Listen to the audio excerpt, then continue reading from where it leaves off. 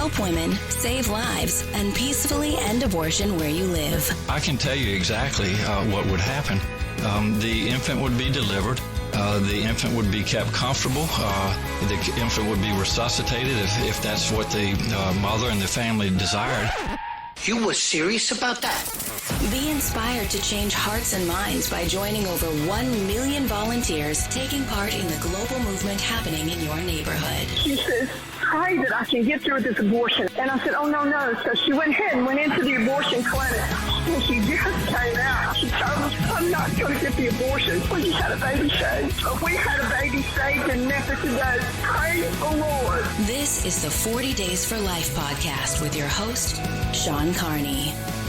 Hello, and thank you for joining us today on the 40 Days for Life podcast. I'm Sean Carney, the president of 40 Days for Life, and your host for this podcast, which is dedicated to helping you end abortion where you live. We are at the height of summer, and we are going to give you some summer reading. These are pro-life books with good pro-life messages that aren't necessarily pro-life books that don't set out to give you a pro-life message, and we will cover all of them today. We hope that you are having a wonderful and happy summer. If you have not already, do pre-order. We've had a lot of pre-orders for What to Say When too. So thank you for the response. It's been awesome. The official release date is September the 10th. You can pre-order it on Amazon. If you order it directly from 40 Days for Life, number one, you help support our mission. Number two, you'll get a signed copy.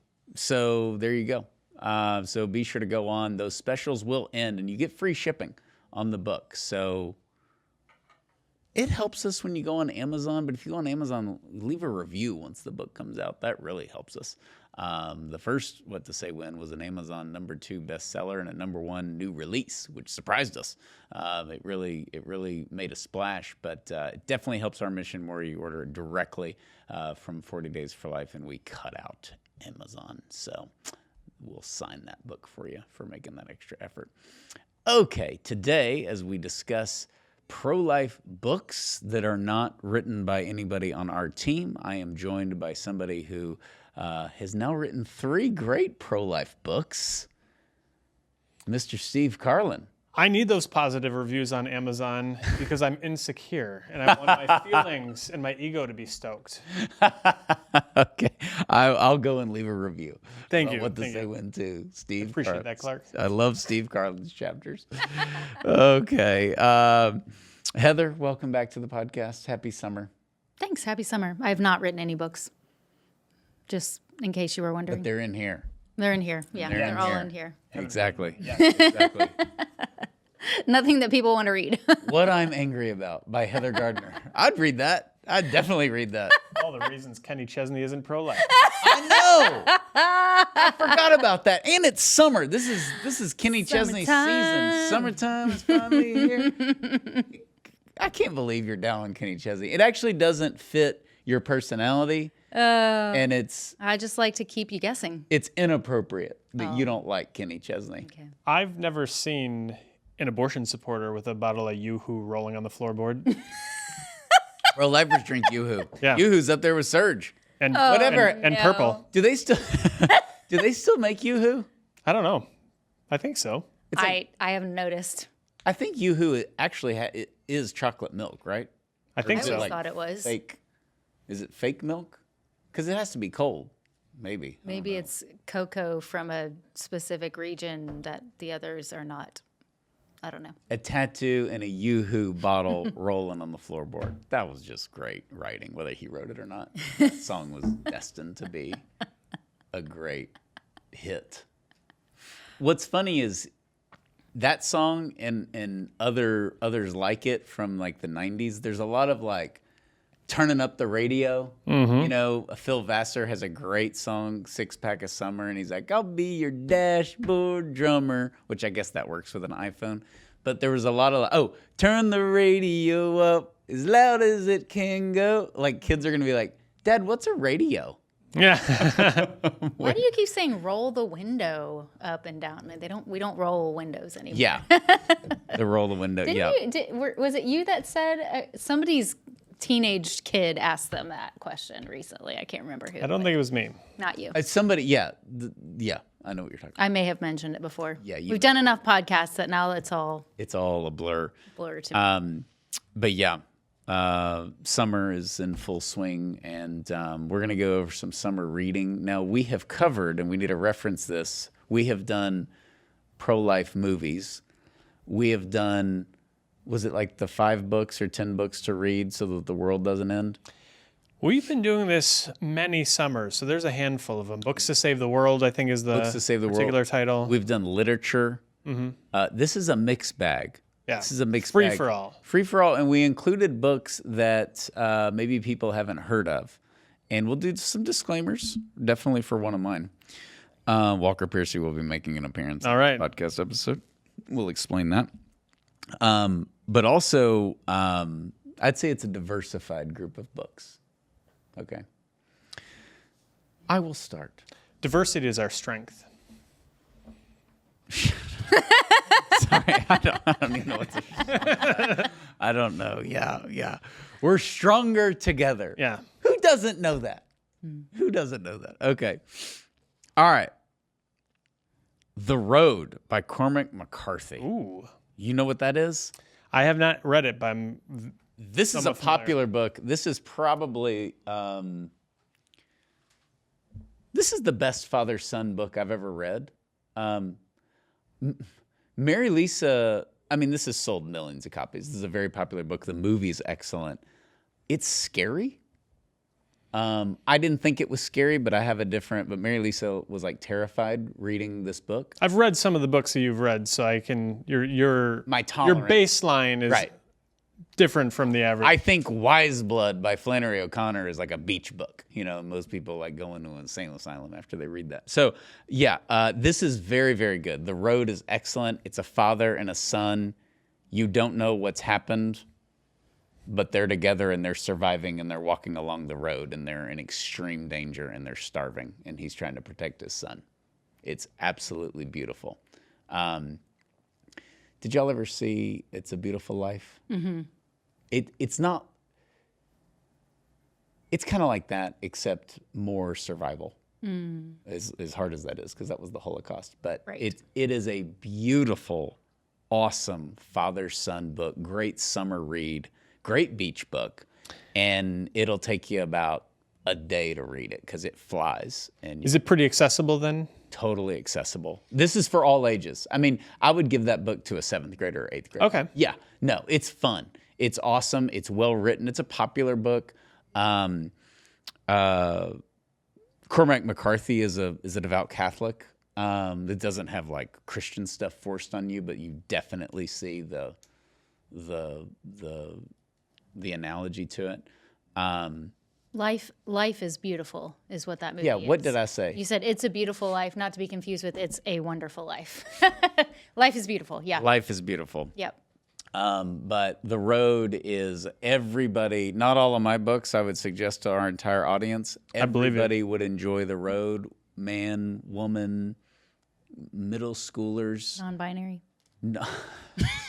Pride Month is over, Heather. Yeah. We're no longer tolerant people. We're very, yeah. We're all back to being bigots because it's not June anymore. Oh, okay. So, yeah. The Road by Cormac McCarthy. I think that's his real name. I know it sounds made up, but great book. And I have not seen the movie, but supposedly, and the movie was a huge blockbuster, but it's just like, it's one of those things where the movie's 2 hours long, but it feels like 10 minutes. So they're on the road, they're in danger, you don't really know why, but they're surviving and he's trying to take care of his kid. Yes, and that's all I'm going to say, as Forrest Gump said, because I don't want to ruin it. Sure. It's suspenseful. It's very suspenseful, and there's a little bit of like, what in the world is going on? And so, but easy book. I would say 7th grade reading level. Oh wow, great. Yeah. It's pretty, I know it's pretty well known. It's not just like pro-lifers talking about it, like it's acclaimed. My wife was obsessed with this. She stayed up all night reading it. Okay. And I didn't have the level, because she's like, like it scared her. She found it to be scary in a suspenseful way. But I didn't have that same feeling. I mean, I've read it in like a week, but she read it, like she stayed up all night reading it. She couldn't put it down. So, Wow. yeah, it's good. And it's totally pro-family. It's totally pro-life. It's awesome. Awesome. And it's I think it's 2003 or 4. I mean, it's not like somebody thinks Donald Trump's going to nuke America, so they wrote this book. It's not. Yeah. it's totally not political or anything like that. So, What do you got, Heather? First one on my list is actually, by sheer coincidence, I started reading the book Speechless by Michael Knowles before I found out that we were having him as our gala speaker. So that was really cool to be able to finish that book, and then a month or two later meet him at the gala in Houston, which is really cool, and got to have him sign the book. So very good read. He's got a lot of references in the book. Essentially, it's talking about language, how we have redefined so many things, a little bit of political history. Some of it was a little bit over my head, just a little bit, because he's very brilliant and very intelligent. But it was a good read. It was compelling. I enjoyed it. I read it fairly quickly, and it was actually helpful for me with kind of articulating some things for content for future shows. So. and he's plugged all of our books, so we can plug his. Sure. Yeah. And he's easy to read. So it was overall easy to read, and because I listened to his show, I could just hear him reading it and just kind of hear his style. So What was sort of your biggest takeaway from it? I think that he really drove home the point that not all is lost. That even though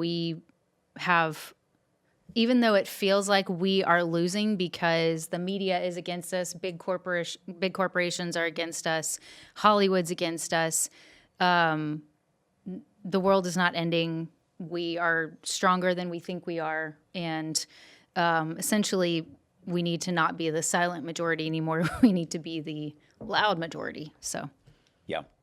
No, it's and it kind of encourages you because we don't need to be cynical, but we need to know I'm not actually speechless because we're told to shut up and go away. Mm-hmm. Awesome. My first book is called A Canticle for Leibowitz by Walter M. Miller. I had never heard of Walter M. Miller. This book blew my mind more than any book I've probably read in the last 5 years. It totally rocked my socks. My wife, it was sitting on our coffee table for months, maybe years, and my wife said, "Are you gonna read that? If not, you should probably give it back to Mike and Elise." I was like, "I don't even know what this book is." He's like, "They loaned it to you because they thought you would like it, and it's been sitting here for 2 years." Okay. I think you would love this book, Sean. This book is set in the year it starts out in the year 2600. And you quickly recognize that the Cold War in the 60s, it was written in 1959, in the 60s, the Cold War turned hot and nuclear war just annihilated civilization. And 600 years later, society is still trying to pick up the pieces. Because it was nuclear weapons from scientists who were going to make the world better, there was a purge on all knowledge. Anyone who had any book learning, any ability to read, any scientific background, all of them were killed or otherwise shut out of society. And so you've got this little monastic order of Catholic Franciscans who are keeping all knowledge. They don't even know what all of the books mean. They can't read all the languages, but they're just going to keep it on hand as custodians until a healthier time comes about, in which case the world can become literate again. And so it kind of goes to 3 different sections. The first part is... And this is a classic. This Yes. is one of the greatest books of all time. Yeah. I haven't read it, but it's always been on my list. I need to read that because it's a classic. But I'm just giving you credibility. Yeah, well, I appreciate it. So there's big gaps in it. So you've got it 600 years in the future, and then they skip another 600 or 700 years as learning is starting to come back. You experience them reinvent the light bulb in the monastery, and you can kind of see trouble is brewing. And then they skip ahead again another 600 or 700 years. There's space travel, and guess what? There's nukes again. And mankind is going to have to reckon with things like original sin, our capacity for evil, and the great technological progress that we have made. And so I won't say more than that to spoil it, but I will say a couple of things. The first one is I think this book right now is just as relevant, if not more relevant than it was when it was written. Because right now, what do we have? We've got like this drive toward artificial intelligence that nobody knows what it's going to do. We've got increasing push to use eugenics to engineer the perfect society. We've got like this idea of transhumanism, where if we combine human beings and genetic engineering and technology, we can create the perfect society. All these things designed to create the perfect society. And we're heading headlong into things that we don't know. We don't know what happens when you open that box. And so I think it's very important. This book gets deep into those themes. The other thing I think about it is, I don't think this will spoil it too much, but there's a scene in the last third of the book in which there is a great disaster and there are suffering people and there is a euthanasia clinic set up. And there is one of the priests in this Franciscan... They're in Toronto. Yeah. No, they don't need a disaster for that. That's just you don't Tuesday. got a case of the Mondays? That's right. But you have these victims of this disaster that takes place kind of being sent off to the government-run euthanasia camp, and a priest reaches out to try to stop this mother from having her baby who was injured euthanized to prevent this baby's suffering. I would just say that as you read this, it's not about abortion, it's about euthanasia, it's fictional, all that sort of thing. But that sort of, if you've been out on the sidewalk and you've been there watching a mom on that precipice between choosing life and choosing death, and you don't know which way she's going to go, and maybe even she doesn't know which way she's going to go, and you feel that tension, you can kind of feel that pit in your stomach and hoping that she's going to make the right call. You feel that when you read this book. It's very tangible, it's very present. The last thing I think I would say about it is, in particular, is as I read it, I thought the genius of it was such that I found myself amazed. So many great works of art, it's fine. They build off of others. They build on those who came before them. You stand on the shoulders of giants. This book, there was so much genius in it that I found myself having a difficult time believing, just amazed that the human intellect could come up with the ideas that were in this book. Fascinating. Yeah, that's awesome. Wow. No, and I have it. I bought it. Oh, read it. It's on the list. I was honest to goodness, as I was reading it, it was one of those where, like, semi-inappropriately, like, hey, Steve, like, your parents are coming over. We got to pick up the house. I'm like, okay, just, I just got to get, like maybe 20 more. That's awesome. That's yeah. Great.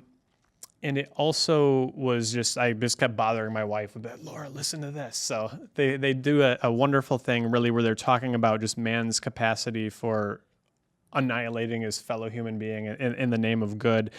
And they're looking back at Job, and the new scientists in this book did not have the disposition toward God's will that Job had. Brilliant. Awesome. I'm pumped. The Canticle of Leibowitz by Walter Miller. There we go. A classic. Okay, mine does give us diversity. And Our strength. And I thought about this, and it's the perfect book because, I was a history major. I love history. I've studied the American Revolution, and a lot of the books on the American Revolution are they're specific on one thing. And David McCullough wrote the best one, 1776. But this one beats it, because if you could give, you know how we're dumb, we don't know anything about America, and you're like, how did we come about? The best book to give somebody to get them either into history or certainly in American history that also gives a full summary of America before the Revolution, during the Revolution, and after the Revolution in under 300 pages is Killing England by Bill O'Reilly and Martin Dugard. That's a phenomenal book. It moves fast. It's all the characters. I mean, you get everybody. You get Cornwallis, you get George Washington, you get Thomas Jefferson. There's a million things going on. It moves very fast. I read it at the beach last year and just like sped through it. I'd read some of the other Killing books, which they're all good for getting people interested in history, and they're also extremely well written. They're extremely well written, and they're loaded with citations. So you're going to learn a lot of little tidbits about history that you didn't know. But they're also very fair. Like, there's parts of it where you're like, England has a point. Like, you're in the king's court and you're like, yeah, what are we doing with these colonies? But Killing England is excellent. It is excellent. So here's a question. I've read one of those books. My son Peter has read a number of the killing books, the killing like the mob or whatever. My son got oddly into the mafia.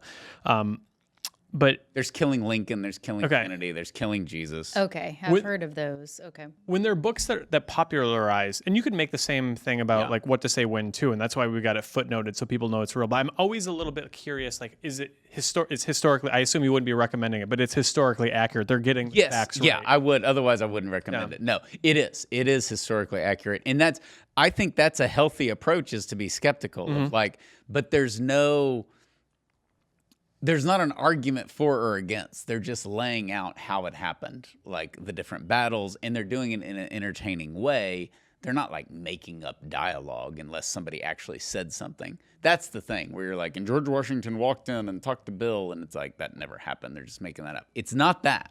It's a narrative, and it's very fast, and it's accurate. What I do, because I'm a nerd, is on any book like that, certainly if you're going to read a killing series, but they'll go into some little battle and they're like, give some detail of Bunker Hill that you've never heard of. And I'll go and research it, and it's always accurate. And it's some random little thing. There was a thing in Killing Lincoln, I remember, or Killing England, which is just disease being this huge issue in London during the time. So you don't think about the king's other political problems. And what would happen is everybody's getting very sick. People are dying. So they start drinking the tonic water because it's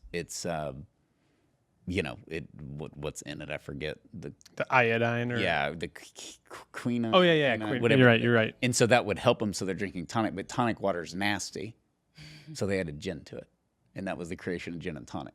Was from illness, and it was like a little footnote in Killing England. And I'm like, and here I thought our independence was the best thing to come. I out know of the war. it. That's all England gave the world: private property and gin and tonics. So it was funny because it's little stuff like that I'm like, if you're gonna be cute and make something up, and then they put gin and tonic became one of the world's most popular alcoholic beverages, blah blah blah. But yeah, I went and like looked that up. But there's big stuff in there that obviously you could look up, and it's common. Most of the book is common knowledge. I wouldn't say common like your average American, but there's nothing like, whatever. Not George super Washington esoteric. had a gay lover. Yeah, it's none of that garbage. And so, but very, very good. And especially for kids, like high school kids, middle school kids, because if you just want to know, also the reason I like it as far as why we need it now, and I found it very inspiring last year. I read it over the anniversary of Dobbs. Is the fortitude. And we are a spoiled nation. We are an entitled people, and we didn't come from that. And it is extremely, there's a lot of big American heroes, but there's a lot of small ones, and they cover that. And I think the biggest thing I took away from that you kind of get in other history textbooks, but you don't get enough of it, is the conditions the soldiers were in. And it's a huge problem. And they're running off and like getting drunk. And like George Washington has to, they're a bunch of like good old boys. And it's just kind of chaotic. And so I don't know, you get a lot more of the things that you wouldn't get in a textbook. And it's very inspiring for, I think, Americans. And we had no business fighting the Brits whatsoever. And you know how you can like watch Titanic and you forget that the boat's going to sink because you get into the story? That's how Killing England is. You're like, well, we're just not going to win this. Wow. And it is. It's that good. So I recommend that. I don't recommend all the Killing books. Most of them are very good though. Probably the best one is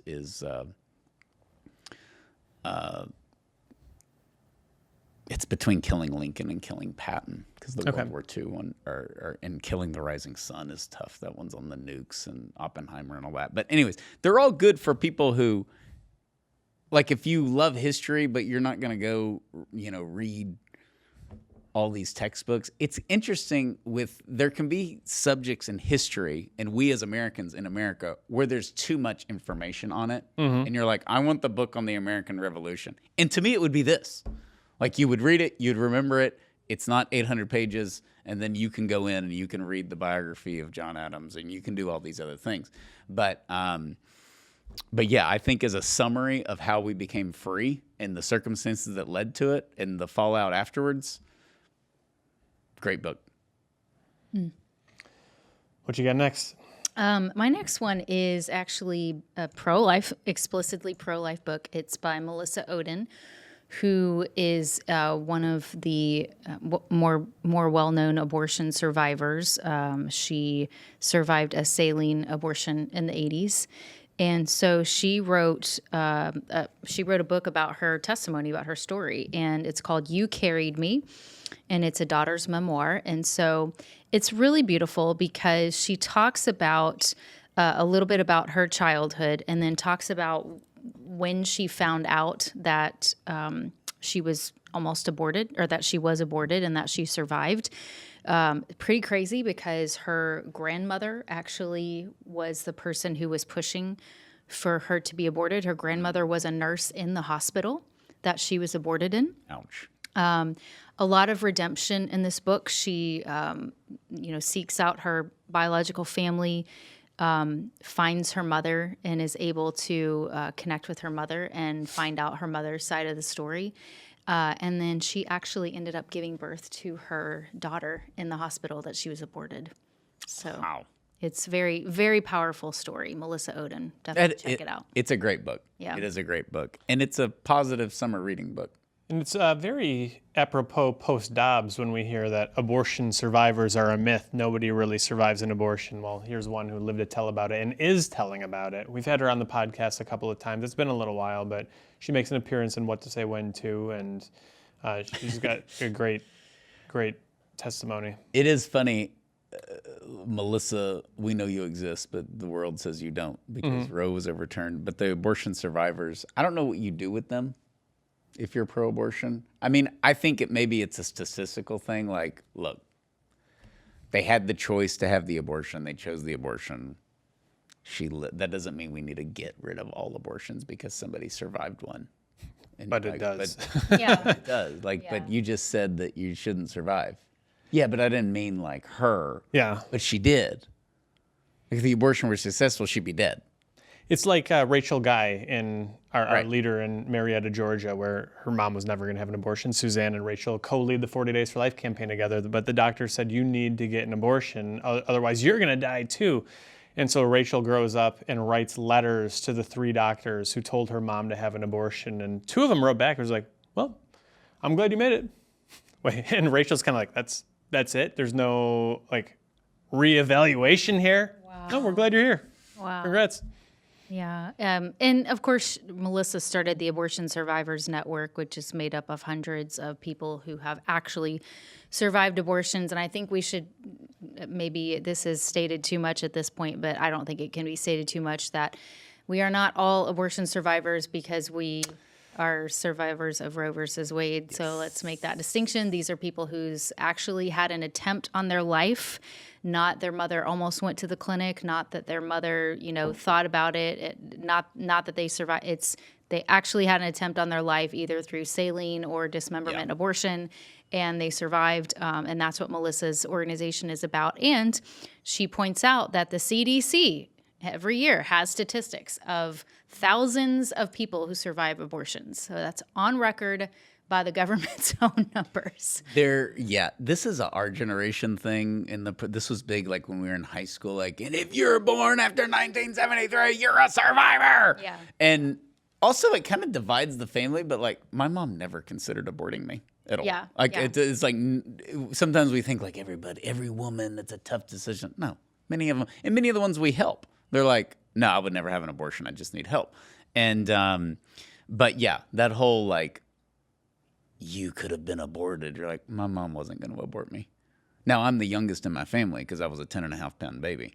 So that was, Poor mama. I know. Yeah. I came out with like a fried turkey leg in my hand. You played the line in high school. Right? Oh, I played the line. Yeah. That was definitely that. I was a hefty kid. That's for sure. My goodness. Which went well with my Herschel Walker Cowboys jersey.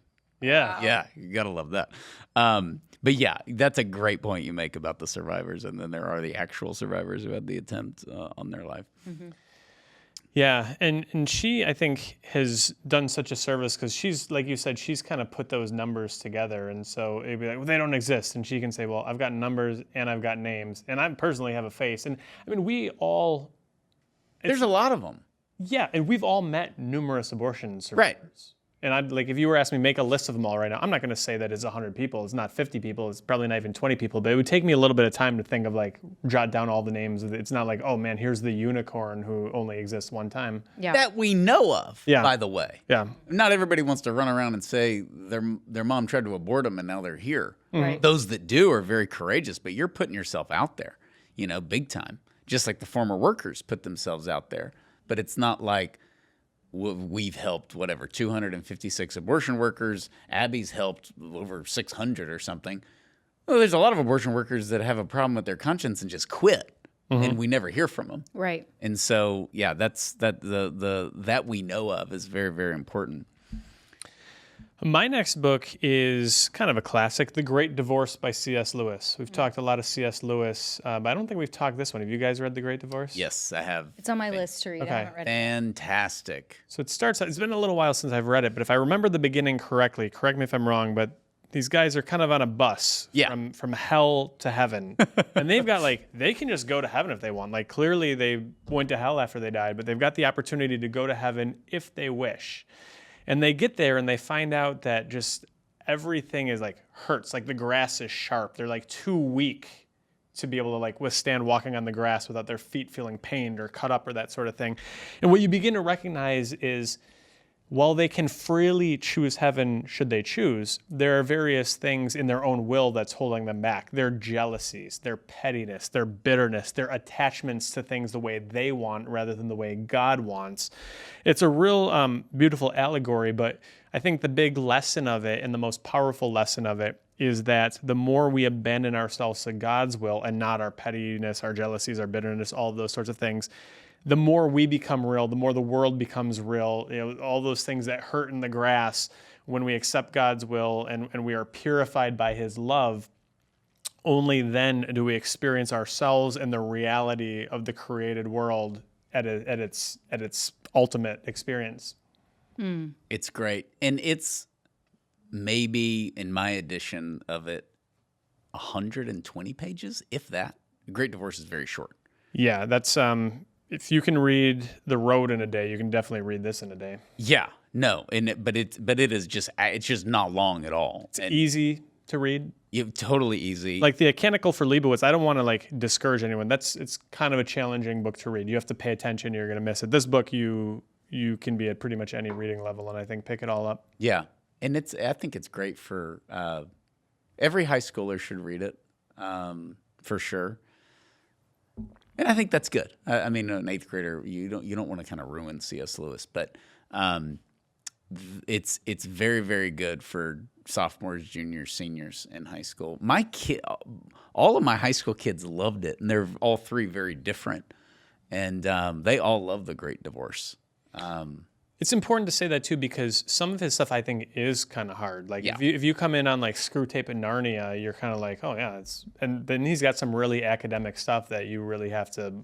Well, Screw Tape is through. just one of the best books of all time, and it's super easy to read. Mm-hmm. But then you can get into some of Problem of Pain, Abolition of Man. Yeah, and my favorite C.S. Lewis book is Problem of Pain, just because it's just so good.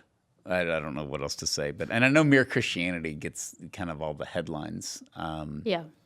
But Mere Christianity is like poor man's Everlasting Man.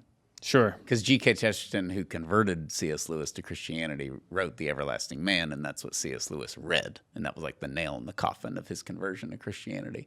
And that may be my favorite book. Everlasting Man is so good that it's it downplays Mere Christianity, because Mere Christianity is a phenomenal book, but it's not Everlasting Man. Somewhere there's a movie analogy in here. The Everlasting Man is a little bit tricky because Chesterton, he goes on all these side tracks, and so it makes it very hard to quote him at length at all. And so I don't mean to get off on the Everlasting Man kick here. We've talked about him on the podcast years ago. I don't think that's good summer reading, by the way. Everlasting Man. Yeah, you're right. That's like winter. There's a fire. Yes. And you're totally focused. Maybe some of that gin and tonic you're talking about. I don't know. No, I think you'll need full focus for Chesterton. But he's got like the best sort of takedown of Darwinist evolution that I've seen. Like nobody in the last 100 years has done what Chesterton does to Darwinist evolution in that book. And he's also got a beautiful meditation on the first Christmas. It's gorgeous. And I was like, I want to read this at Christmas. And you can't do it because like he can't go 3 paragraphs without like referencing the letter to the editor that Mr. Jones wrote last week that nobody knows what it is. Right.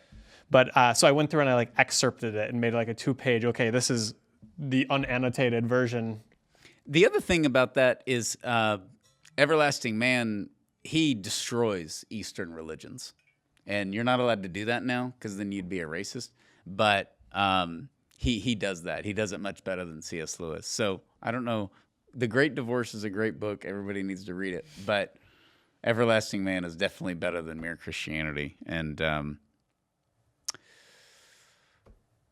we gotta have a movie analogy in here somewhere. I just like It'll come to you later. Well, there's a ton of examples where the first movie is so good, and the sequel's good, but it's just not as good as the first. Okay, Back to the Future. Okay. There we go. Great. I like Back to the Future 2. It's a little messed up, and I even like 3, but nothing's good as the first one. That was so creative. So there you go. All right. That's just Chesterton and C.S. Lewis are rolling over in their graves, and like modern Christians are morons. Hey, they can consider themselves lucky that I didn't make the movie analogy, or we would have gotten like Wayne's World. Okay, that's another good one. The Wayne's World 1 is way better than Wayne's World 2. So I love them both. Though. Even that works. And Chesterton and C.S. Lewis would totally agree with us. Believe me, they love Wayne's World. Okay, my next one. Okay, all right, here we go. This is where we get controversial. Let's do it. Not for children.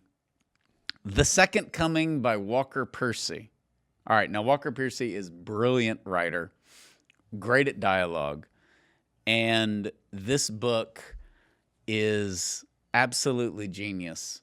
I would say you can follow it. It's not your book. It's not Canticle, but it's also not Killing England. But very good, very easy to follow, absolutely hysterical.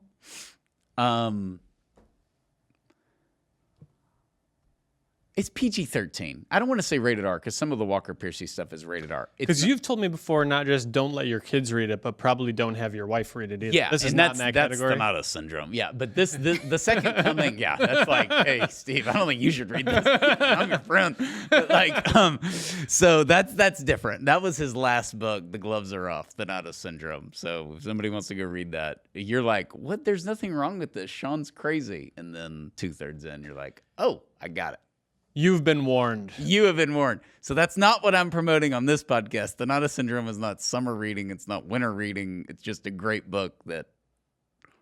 You want to get into the trans stuff, the drag queen stuff, the reading the kids? The Donato Syndrome. Buckle up. He warned us, and then he died. God rest his soul. Okay, The Second Coming, wealthy lawyer. All of Walker Percy's main characters are dilapidated because his MO is he takes... the fallen away Christian or Catholic who's a drunk or whose kids hate him or whatever. He's totally dilapidated, and he's the one that makes sense in the story. So that's how Walker Percy pokes at our world. There's got to be a tie here to your theory that why are all the best comedians fallen away Catholics and Jews? Yeah. Right? Oh, totally. And this is the problem. This is what happens in the book in The Second Coming, because this guy, he's lost his wife, who wasn't even good looking, and he didn't really like, but he wanted like a simple Presbyterian to just sit next to him and help him raise his kids. He It opens. He's on the golf course and he slices the ball and he falls over in the sand and he decides that he would finally kill himself. So like, it's extreme. The first 5 pages are the funniest thing I've ever read. He's not trying to be funny, but he is absolutely poking fun at how much we're lost. But what disturbs, and this is why it's relevant now, and it's a great point. It's a genius point. The wealthy lawyer owns a mountain in North Carolina. He's a multi-gazillionaire. And he golfs, and he's just kind of lost because he's alone. And he was walking around with a pistol in case he does decide he wants to end it all. Good to be prepared, I guess. He's totally depressed. One of the reasons he's depressed is he can't figure out why he knows no Jews. And he sees Jews as pointing to meaning in the world and salvation. And there's no Jews in North Carolina. All the Jews went to New York or Israel. And he's disturbed by this. So he's like walking around his town. He's looking for Jews. And he meets somebody who is also lost. And they kind of come together, not romantically, but like they're helping each other figure out the meaning of life. He's basically losing his mind because of modernism.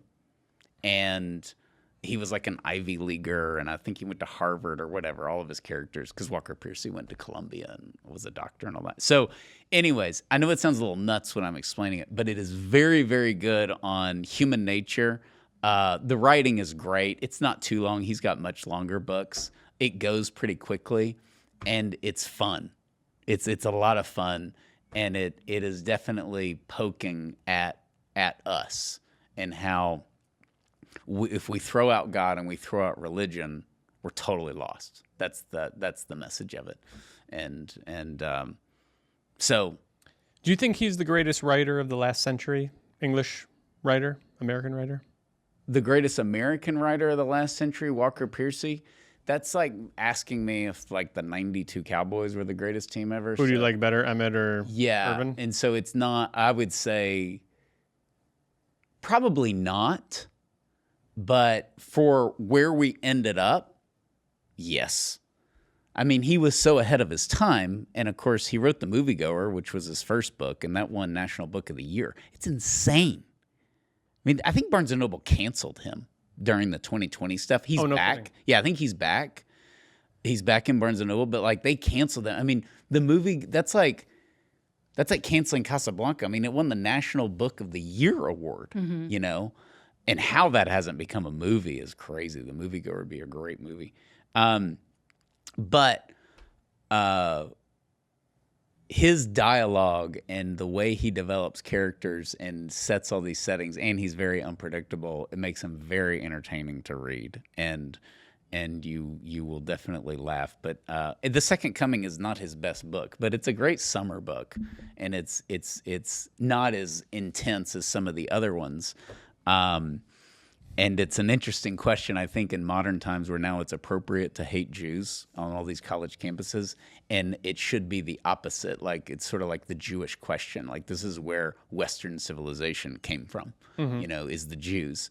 And if he, on a simple level, he doesn't know any, and he can't find any Jews, and he's wanting to see where Jews are and what they know that he doesn't know. Like, do they know the end is near? Yeah, that's interesting because was it Peter Kreeft who made sort of the point that in ancient times you would have like ancient philosophy and you would have like ancient pagan religion, but the Jews were really the only people who synthesized a religious belief with philosophy? Totally. And according to Jordan Peterson, that's the basis of all Western civilization. And so when you throw out the Old Testament because you think it's a bunch of mumbo jumbo, you're insane. You're living by it every single day. You can reject all religion. You live by this. This is where it came from, is that you have a council and you have decisions that are made and you have different tribes and, you know, all of that, you know, is really played out. And the Second Coming gets into all that indirectly. And it's just... If somebody gets it, read the first 3 pages and then tell me you're not going to keep reading it. Ooh, that's a provocative comment. It is, and I mean it. It is very good, and I reread it, and it is even better. So, anyways, The Second Coming by Walker Percy, Percy. He was a doctor. Both of his parents died. His uncle raised him. His uncle was a devout Catholic. He became Catholic. He goes to Columbia for medical school. He gets tuberculosis. He can't practice medicine, so he takes his inheritance and he becomes a writer. It's like textbook, you're going to live in your uncle's basement your whole life, but his first book was a huge success. So anyways. All right. My next. Sure, Okay. go for it. My next book, this is probably my final one actually, is, and now I'm second guessing that I put it on this list. I wouldn't call it light summer reading. When Harry Became Sally Oh, yeah. by Ryan T. Anderson. That's light summer reading. I don't know that that's light summer reading, but I've still not finished this book. I'm towards the very end now. I started reading it about 2 years ago, and I kept putting it down because I kept getting so frustrated. It's just one of those books because it's real. How great is the title, though? The title's great. I got it right before they took it off Amazon. Like I ordered it and then found out the next week that it is no longer that thing. But it's back on, right? I just looked it up and I didn't see it. You on didn't there. see it. Mm-mm. I saw him speak last summer. He was fantastic. Really? Oh, yeah. He's gold. And I think he now teaches at the University of Dallas. So so for people who have no idea what we're talking about, the movie When Harry Met Sally has nothing to do with this book. But that's what makes it so genius. It's a play on words, When Harry Became Sally, and it's a book about the transgender movement in our society, how it came about, but it gets into the very nitty-gritty, lots of details that you will never hear in mainstream media. You probably won't even see it on social media. It's got a lot of just deep information that won't make it to mainstream media about, various studies that won't come out because of media and all these things that people have admitted to, and they still think we should still have transgenderism, including on children. We still should have mutilation of children because we're America and we that means freedom, aka they're confusing it with license. And so it talks about that, but he's very charitable towards people who have gender dysphoria, very charitable, and he's very careful about how to approach this topic. He has stories of detransitioners in it. Wow. Which is, it's heart-wrenching, very sad to read about. And then, talks about all these institutions. He talks about Johns Hopkins, about, all of that mess with how they started it. They took it away, and then they brought transgender surgery back. So it was released, I don't know, about 3 or 4 years ago, at least. And let me ask you about that. Is it dated? I know that sounds absurd, but... you're saying he has a lot of compassion towards the gender dysphoria, because that's how all this started, is we're like, hey, these people are sick. Like, we got to help them. But that was in the beginning. Now, the majority of these people are just like, I'm bored. Today I'm binary. Next week I'll be Sally. The week after I'll be Harry. And you better get it right every day in class. It's just become this like trendy thing. Does he get into that, or is that okay? Yeah. So it's still very relevant. Yeah, he talks about how there are actual people who have actual gender dysphoria, that this is not, I'm bored, I saw something on social media and I decided I was going to be a girl, Right. or whatever. And we've always had that. We've always had those people that are confused and have gender dysphoria. That's a real thing. Yeah. What's not real is somebody saying, I'm a cat. Yeah, and now I don't remember if he makes this comparison in the book. He might, but for me, I make this comparison in my mind. It's to me, it's similar as claiming that you've been sexually assaulted, and that someone who kissed you and it was an unwanted kiss is the equivalent of rape. Okay. That's an insult to real rape victims. Sure. And to say that you're persecuted because you're a biological male, you feel like you're a girl, and people won't not only accept that but celebrate that, that's you're persecuting me. And there are people who actually feel this way and who have a mental disorder where their mind does not match reality. Yeah. I will admit I have this book. I read 4 pages of it, and I thought, I just don't want to think about this topic. And I set it down. I did that it's- with Making Gay Okay. Okay. Which is a great book by, I think, a Catholic priest who's also a psychiatrist who works with people who struggle with same-sex attraction. And 5 pages in, I'm like, I can't do it. And then Mary Lisa's like, hide that book. I don't like the cover. There's a handful of things where, like, we did the podcast on the origins of transgender a couple of years ago, like that Dr. Money guy. And it took like a week to recover. Yeah. Dr. Money was a psychopath. Yeah, that was tough. And one of our favorite books, The Architects of the Culture of Death, he gets into, was it Alfred Kinsey? Yeah. Yeah. I couldn't read that chapter. Yeah. Yeah. I got like a third of the way into the chapter. I was like, I'm out. I'm going to take your word for it that he's a bad guy. That is not summer reading on the beach, but Architects of the Culture of Death, basically the way it's laid out is a great book, and that's been in previous book podcasts that we've done. But you can flip to whoever. Is Darwin good or bad? And if he's bad, why is he bad? Not just because you didn't come from a monkey, you came from God, but like what was his mentality? And that book is great because it's not the traditional Darwin is evil because God created the earth. It's much deeper than that in that he was kind of a psychopath. But Margaret Sanger obviously is in that. It's controversial because there's some people we all worship. Everybody thinks is great, and they're part of the Architects of the Culture of Death. That's a book where I almost wish that they didn't write it because I would have loved to have tackled a book like that. That would be like, it's such a good and essential book to get into like the underpinnings of this whole ideology. Yeah, absolutely. Yeah, and they did a great job writing that. There's also a similar book called 10 Books That Ruined the World and 5 Others That Didn't Help. That's a great title. book. Then they wrote Ben Weicker. Then they wrote the sequel, which is 10 Books That Can Save the World or 10 Books Every Conservative Must Read or something. The title's not as good. But the positive things never are as clever. I know. But that's a great book. That's a great book. Ayn Rand's in the 10 Books That Destroyed the World. Oh, good. I thought you were going to say the good one. I was like, no. Yeah, they shred her, and she's worshipped by everybody now who's conservative. She's horrible. She's a good mom's basement philosophy type. Like, there's a lot of people who I think they're clever conservatives. And they quote her, and they're all sophisticated. You're like, I don't think you know who you're quoting. Yeah, and she wasn't that sophisticated. She's No. just kind of a weirdo who was, like, fiscally and economically conservative. I think her name got her far in life. Ayn Rand. And nobody knows Ayn Rand. It doesn't matter. People like saying it. They like quoting her because they like her name. It's like Scottie Pippen.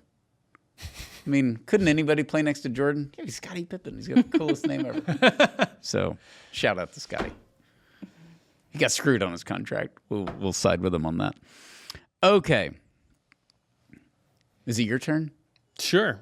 I'll actually go to an explicitly pro-life book right now, which I have not. What to I've been Say doing When Part fiction. 2. You can't do that. No. Actually, probably the greatest. Unbelievable. I haven't even read it. I know it's great. No, the Walls Are Talking by Abby Johnson. Oh, yes. I'm surprised we haven't covered that. I think we've covered a lot of Abby's stuff, so we just haven't maybe gotten to it. But this is a book where some of the chapters are by Abby, some of them are by others. There's anonymous content in there, but it really is the if the walls could talk of an abortion facility, what would you find out? And there's a lot of stories I think that people will find that they're familiar with. You know, the story of the woman who has like the 9 abortions and then realizes what she has done, and the epiphanies and the awakenings that the workers have. But it's great when we've got a story like Abby's. It's great when we've got a story like Dr. Bernard Nathanson's. It's great when we have all these individual stories. But I think the collection here works. You put them together. It's not too long. Each chapter kind of stands on its own merits. And I think it gives you a very comprehensive picture of the depravity and dysfunction that are found, but also not without hope, right? Like the woman who had all those abortions changed her mind, and God willing, I hope she found healing. But you're not just left with this sort of cesspool of like, oh great, now I'm convinced over my summer read how bad the world is. No, it's better than that. It's very hopeful. It's very hopeful, and it also has a lot in there that you're going, well, they're making that up, but no one can make that up. Yeah. So it must be accurate. And it's short. I think Abby does a good job at getting into the stuff and getting out. It's because short, yeah. It's heavy. It's this is another book that so I got the book. I got one of the first copies, and I remember thinking, okay, I'm going to go home and I'm going to read this and I'm going to finish it by tomorrow night. And I read like 1 or 2 chapters, and then I had to set it aside because it's heavy. It's heavy. It's got some pretty dark, very insider stuff with these abortion workers, with details of what they went through. And some people said that about Abby's book Unplanned. Like they read the first chapter and it got right into the ultrasound guided abortion. These are tough stories, but again, it doesn't leave you with just that's it and the world's over. Like there's redemption. All of these stories are here because they came through Abby's ministry, and then there were none. And I may have mentioned this in the past, but this was actually a title that Abby came up with, which was wonderful, based on the movie If These Walls Could Talk. So this was a movie that came out in the 80s with Sissy Spacek and Demi Moore and Cher, and I don't know who else played in it, but it was like a house that had multiple generations of women that lived in it like at different times, and they each faced a crisis about pregnancy, and one of them was a single mom and the other one had an abortion. Essentially, the movie ends with a pro-lifer, anti-abortion person bombing this abortion clinic. Mercy. And like that's the end of it. And Abby's boss gave her that movie because this door in our building that led to the back was always locked, and Abby didn't like that. So she kept unlocking it and propping it open because she was like, no, we're here for our patients and we don't want to be blah, blah, blah. And her boss gives her that movie, and Abby's like, all right, we got to close the doors. We got to lock it at all times. We got to get bulletproof windows. Cher convinced me. Like, yeah, Cher convinced her. And it was like, well, crap. I don't blame her after seeing that, But so, and it's great because the book cover has the fly on the wall, which is great. It's perfect book cover. It's a great book cover, and it's Ignatius Press. Very good. Is that her second book? That was her second book. That's her second book. Okay. Okay, my next one is a classic, but the movie's so bad, but the book is great and definitely has a pro-life theme, and that is Michael Crichton's Sphere. Did you ever read Sphere? Nope. Woo! It's kind of a lost book for Michael Crichton. They made it into a movie with Samuel Jackson, but the movie's terrible. So a bad movie kills the reputation of a book unfairly. Well, and obviously the opposite happened with Jurassic Park. I read Jurassic Park in the 5th grade and just loved it. And then the movie came out. I don't think I anticipated a movie more than Jurassic Park, other than maybe like the second Batman. Or maybe the second Top Gun, actually. As well. I was like, 40-year-old dude. The maturity level never really came through. But yeah, I was pretty pumped about Top Gun too. But, different. But Jurassic Park is so good. The reason Michael Crichton is so good is because he is saying, just because we can do it, should we do it? Which is the great line from Dr. Ian Malcolm out of Jurassic Park. And Sphere is like that because you can imagine, you can get what you want. And should we have that power? And I think this book needs a revival because of AI. And you said a minute ago, AI, we don't know what's going to happen with that. Yeah, we do. AI takes over and nukes us. It's in Terminator 2. So we've known that for We've known that for a very long time, what AI will do, and we just don't care. We're just marching forward, not listening to Sarah Connor. Yeah, exactly. Woo, that ain't gonna happen. That's just a movie. James Cameron knows what happens. Trust me. So Sphere is very good, great book, and I like that era. I read a lot of intense nonfiction books, so I like the John Grisham, the Michael Crichton. They had a huge rivalry in the 90s, too. They were actually good friends. And it was like, okay, I'm going to put this out, and when they make that into a movie, it's got to be better than your movie. And, it was kind of a fun thing. But they're just great writers. And but Sphere is very substantive, but it's easy to read. I would say it's PG-13. There's just one part. So forgive me, I think I missed some of the premise of it, or maybe I'm conflating it. So Jurassic Park, obviously dinosaurs. There's an AI component to it, or you're just kind of comparing it to... Sorry, there's an AI component to Sphere. Okay. Sphere, yeah. We can create that which we imagine.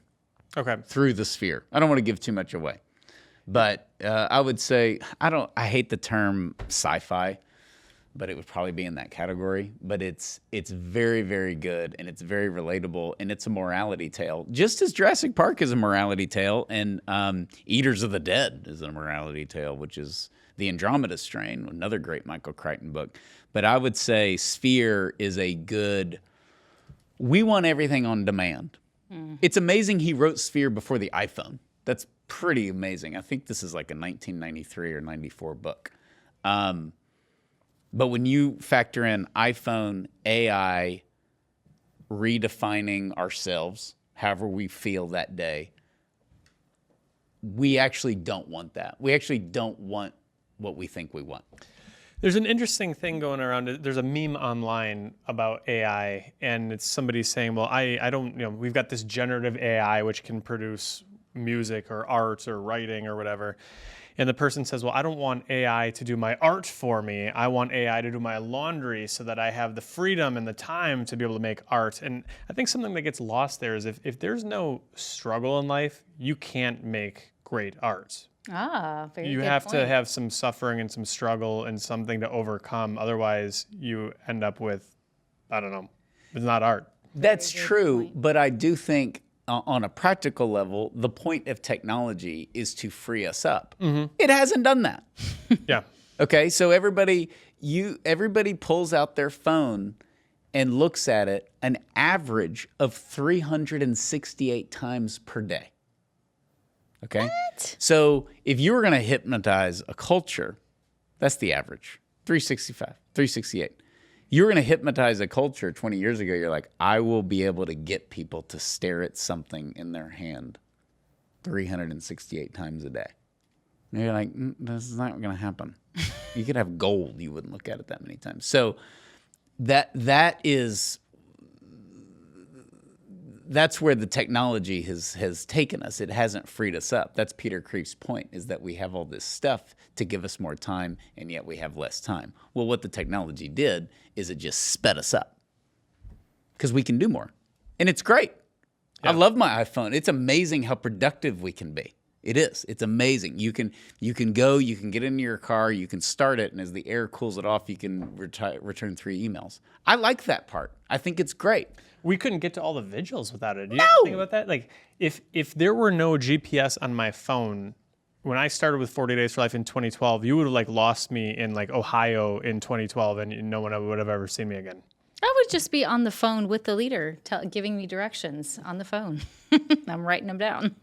Yeah, I mean, it's just, that there is great things about the technology, but we can misuse it like anything else. And that is a big Michael Crichton point, is that if you misuse it and you don't have the morality to back it up, then you're going to destroy the world, or you're going to destroy yourselves. That's what Jurassic Park is about. It's just fun and entertaining, and Steven Spielberg is amazing. But Sphere, I would say, is a much more mature version of that. It's like adult Jurassic Park. And just a really, really good book. That guy could just straight up write. God rest his soul. I think he died of brain cancer, unfortunately. But yeah, he's just a fantastic writer. I believe he was Catholic. But he was definitely Christian, but I think he was Catholic. But yeah, it's a great book. There's a somewhat of an interesting commentary I recently read where they were digging into what are the people who are working on AI actually thinking about. You're back on the AI thing. Well, that's what you said the book's about, right? Well, yes, but he doesn't know that. Okay. Like, it's about AI, but it's amazing that he wrote it. If he wrote it now, it's like, this isn't creative. Got it. Well, I think it fits that or Jurassic Park or whatever. But the idea was they're talking to some of these guys who are the computer engineers on AI, and they don't know what they're building, and they don't care what they're building. It's just sort of like this vanity, like Tower of Babel, like we're gonna become like gods, and I'm not really worried what happens if human beings get wiped out. Well, the AI people can populate the world.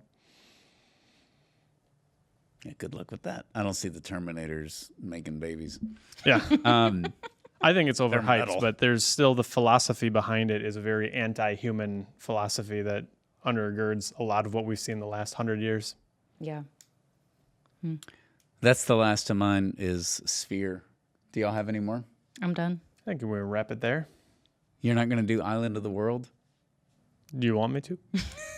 Now you have to. I have to. Now it's too late. We don't want to edit this. Michael O'Brien? I've got a Michael O'Brien recommendation pretty much every book podcast that we do. This is summer reading, as in all summer, for 9 hours a day. His books are long. His books are long, Too but long. they're good. Yeah, they're good. They're very good. This one, this is a book that starts out sort of middle of the 20th century in Croatia, sort of just ideal faith-practicing family in a community in a mountaintop village where they assume that things like World War II or the socialists are not going to get to them, because who would care about this little remote mountaintop village? And this book really delves, I think it's appropriate for a summer book, but it delves into, I think, really some of the atrocities of the 20th century that have continued into our century, where in this effort to sort of create a perfect world through political order, you end up hurting a lot of people. There's a lot of human beings who are harmed in the name of serving humanity. And this main character is a guy who starts out in the book as a kid, and he's an old man by the end of the book, but you see him going through the great suffering of essentially communist rule of Croatia. I mean, not just communist rule, but I mean, we had the whole Balkan Wars. I mean, for much of our lives in our time, it was that area of the world was a hotbed of just violence and brutal, barbaric violence. Everybody thinks about the Soviets, the Chinese, the Nazis, but there were a lot of countries in Eastern Europe that were maybe not directly part of Russia, but were still suffering the same totalitarian, socialist, communist, inhumane, just oppression. And I think this book does a beautiful job of covering that. And how do you, not just how bad was it, but how do you maintain your human dignity? How do you continue to respect the dignity of others? How do you forgive in the midst of it, particularly when some of the greatest oppressors are not people who are seeking forgiveness? Yeah. It's a really good book, and it is long, but all of his books are substantive, and he's easy to read.